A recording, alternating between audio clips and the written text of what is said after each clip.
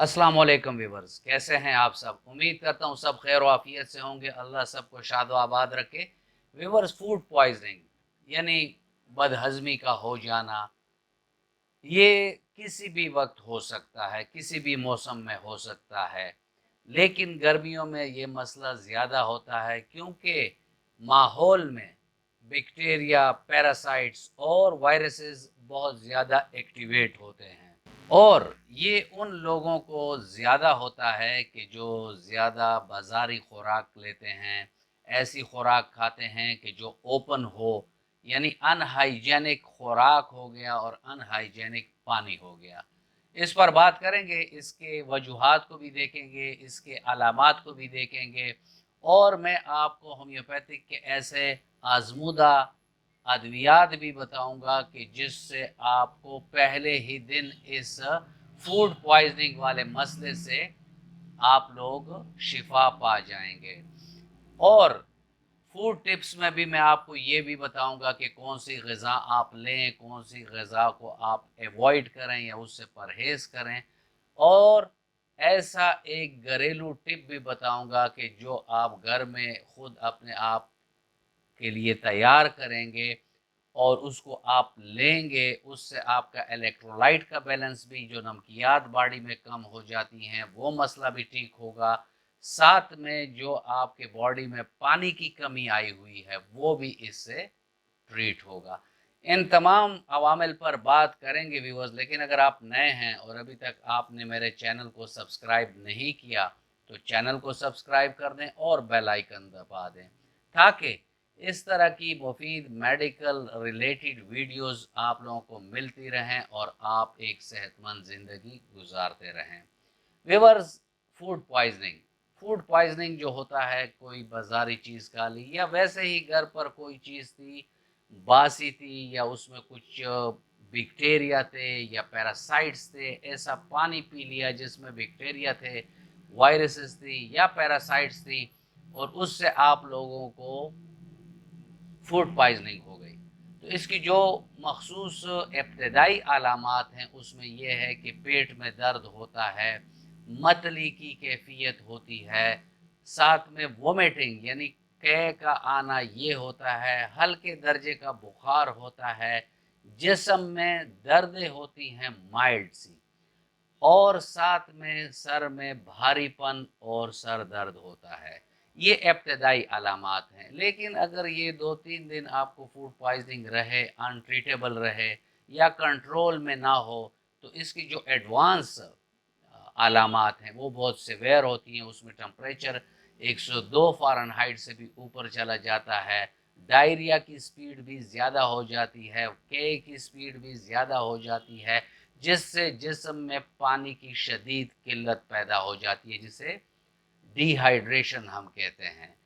तो जब ये हालत पैदा हो जाती है तो मरीज़ को ना सही दिख रहा होता है, किसी को देख भी रहा है तो उसे वो धुंधला सा दिख रहा है, ना वो सही तौर से बोल सक रहा है, साथ में उसका यूरिन या तो बिल्कुल ख़त्म हो जाता है या बहुत डार्क कलर का आता है और यूरिन में ब्लड भी आता है।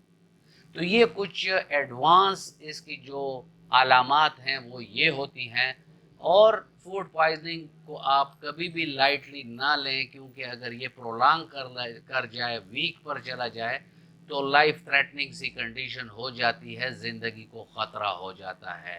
इलेक्ट्रोलाइट्स पर मैं कभी फिर वीडियो करूँगा कि इसके क्या क्या फंक्शंस होते हैं।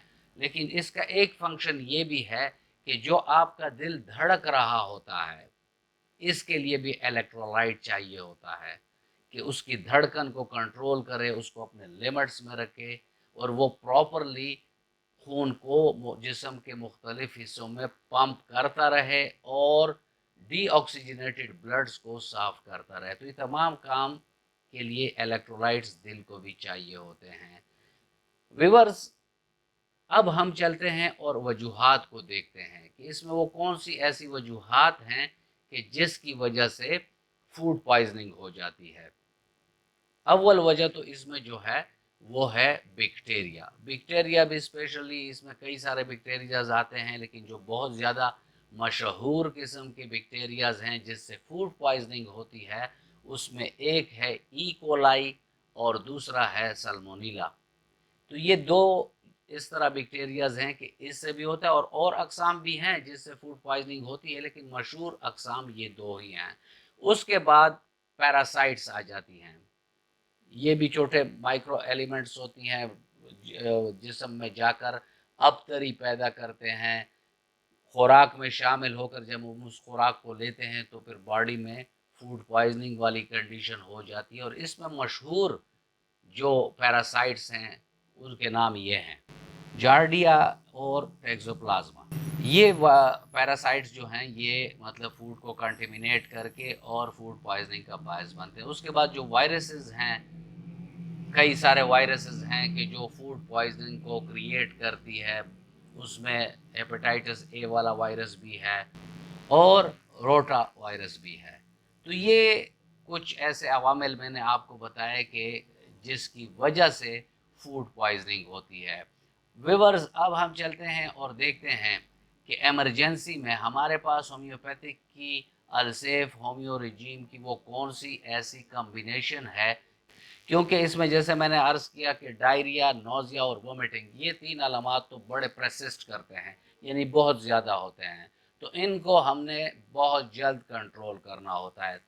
تو اس کے لیے میں السیف ہومیو کا رجیم آپ کو بتاؤں گا۔ چلتے ہیں چارٹ پہ۔ اس میں ویورز آپ نے پہلے ایک خوراک 2 قطرے مریض کے زبان پر سلفر 200 کی ڈال دینی ہے۔ اس کے بعد ایک بوٹل لے لیں 120 ایم ایل کی، اور اس میں ارسینک ایلبم 30، کاربوویج 30، پلسٹیلا 30، نکس ومیکا 30 اور ویریٹرم ایلبم 30۔ یہ آپ اس میں ڈال لیں اور اس کو 10 بھرپور جھٹکے دے دیں، اور مریض کو 20 ایم ایل کے پانی میں 5 سے 8 قطرے ہر 15 منٹ کے بعد دیتے رہیں۔ جیسے ہی علامات کم ہو جائیں دوائی کا دورانیہ آپ بڑھا دیں، یعنی فوراً پھر 15 منٹ کے بعد نہ دیں، گھنٹے کے بعد دے سکتے ہیں، اگر اور بھی فرق پڑ جائے تو پھر 3 گھنٹے کے بعد دے سکتے ہیں۔ اس طرح پہلے ہی دن وہ اپنے اس مرض سے نکل آئے گا۔ اب آپ لوگوں نے کیا کرنا ہے، ایسے مریض کے لیے آپ نے خوراک پر بھی کافی دھیان دینا ہوگا۔ ایسے مریض کو زیادہ تر آپ کھچڑی دیں جس میں کوئی مسالہ نہ ہو، یعنی نرم سے باسمتی چاول ہو گئے اس کی کھچڑی آپ اس کو دیں بار بار، کیلا دیں، دہی دیں۔ یہ ایسی چیزیں ہیں جس سے مریض کے جی آئی ٹریک پر کوئی زیادہ بوجھ بھی نہیں پڑے گا اور اس کا مسئلہ بھی حل ہوگا۔ مسالے دار غذائیں، مرغن غذائیں، بہت سخت قسم کی ڈائٹ ایسے مریضوں کو نہ دیا کریں۔ جیسے میں نے آپ سے وعدہ کیا تھا کہ میں آپ کو ایک ایسا ٹپ بھی بتاؤں گا کہ جس کو آپ گھر میں کریں گے اور اس سے آپ کو بہترین فائدہ ملے گا۔ ویورز، آپ نے 4 گلاس کا پانی بوائل کرنا ہے، جب وہ ٹھنڈا ہو جائے تو اسے بلینڈر میں ڈال لیں۔ بلینڈر میں جب ڈال لیں تو اس میں 30 سے 40 پتے آپ نے تازہ پودینہ کے، جس کو آپ نے اچھی طرح دھویا ہو، وہ ڈال لیں۔ اس کے بعد اس میں 4 نیمبو کے جو رس ہوتا ہے، 4 نیمبوؤں کا، وہ اس میں ملا دیں، اور آدھا چمچ آپ اس میں نمک ملا لیں، اس کو اچھی طرح بلینڈ کر لیں۔ جب وہ بالکل صحیح طرح سے بلینڈ ہو جائے، پھر اس بلینڈ کو آپ فریج میں رکھ کر مریض کو ہر 15-20 منٹ کے بعد 1 گلاس دیا کریں۔ اس سے اس کے نمکیات کی کمی بھی پوری ہوگی، اس کا جو فوڈ پوائزننگ والا مسئلہ ہے وہ بھی ٹھیک ہوگا، اور باڈی میں جو پانی کی کمی ہے، انرجی کی کمی ہے، یہ بھی اس کا اپنے لیول پر آئے گا۔ ویورز، یہ تھا آج کا ٹاپک، اور میں امید کرتا ہوں کہ آپ کو اچھا لگا ہوگا۔ اگر آپ کو اچھا لگا ہے تو ویڈیو کو لائک کر دیں اور فرینڈ اینڈ فیملی ممبرز کے ساتھ اس کو شیئر کر دیں۔ ملتے ہیں کسی ایسی ہی اچھی ویڈیو میں، تب تک کے لیے اجازت، اللہ حافظ۔